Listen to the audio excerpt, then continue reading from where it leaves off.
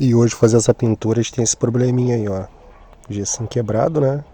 Não sou gesseiro, sou pintor, mas vou resolver pro cliente. Pega a visão. Sisalzinho molhado no gesso por cima para fazer a trinca.